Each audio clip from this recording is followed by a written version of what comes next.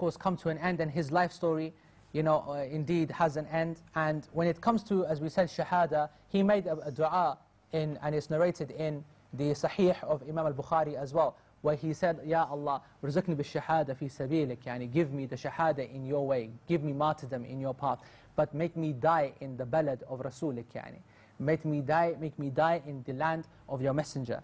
And what happened?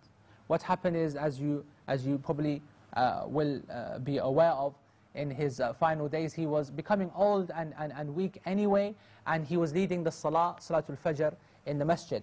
And as the Abdurrahman ibn Auf, the Rawi, says, he went forward to lead the Salah, and he went and checked the rows as the Salaf and the Sahaba used to do.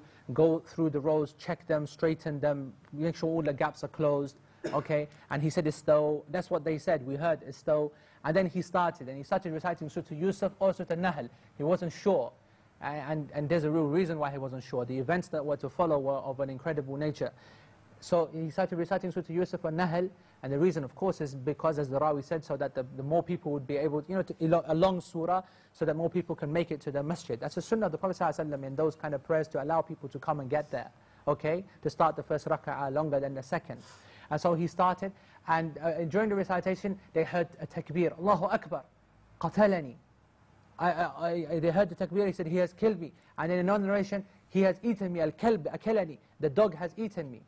And the first row, the Abdurrahman, he narrates, he said that we saw this, a person from Ajam, this criminal from Ajam, he had stabbed Umar ibn al-Khattab, and then he went into a frenzy. Because after stabbing him, the companions, they firmed, they strengthened their line to not allow him to escape. And as he tried to escape, he couldn't go left, he couldn't go right, so he started slashing out. And in his slashing out, he attacked 15 people, 7 died. Just at that time. Not a single person broke the salah. Look at the salah.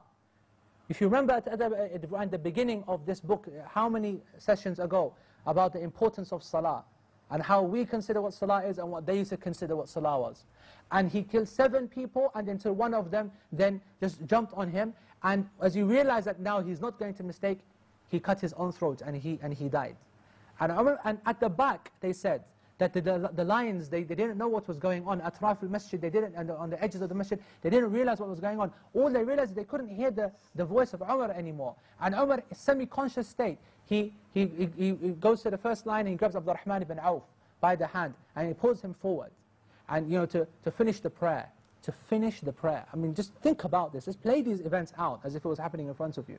And then Abdurrahman ibn Auf then prayed a very quick the second rak'ah, and they finished, and he was there bleeding and semi-conscious, and then he became unconscious. They took him home. And then he was very ill for the next period of time, and then he came into consciousness and out of consciousness, and they tried to feed him. And they said, narrated by Ibn Abbas and other of the Kibar, they said that when they used to give him juice and milk, and he used to weep out of his wounds. That it literally started to pour from him. That's how badly he was cut up. And he was on his deathbed, there was no doubt about that, and the companions recognized that.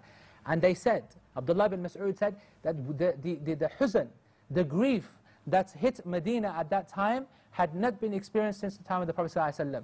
That their grief and the crying that afflicted the people was something which could not be imagined.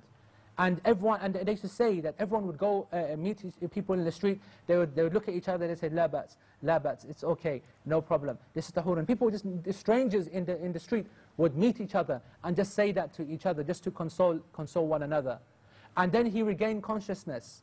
And Ibn Abbas narrates that he said, did they pray? Did they pray? And he wasn't now with it. He asked now, about the salah which happened days earlier. Have they prayed? Did they finish the prayer? And they said, "Naam, they prayed." He said that, "La Islam liman tarak as-salah."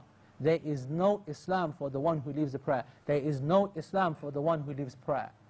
In his state, when people are in this when people are of a different level of priorities in their mind, when these people themselves, they don't see life like we see life, and what's important, they're on a different level. For them, the reality changes.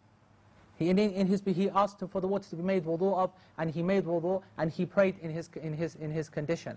And then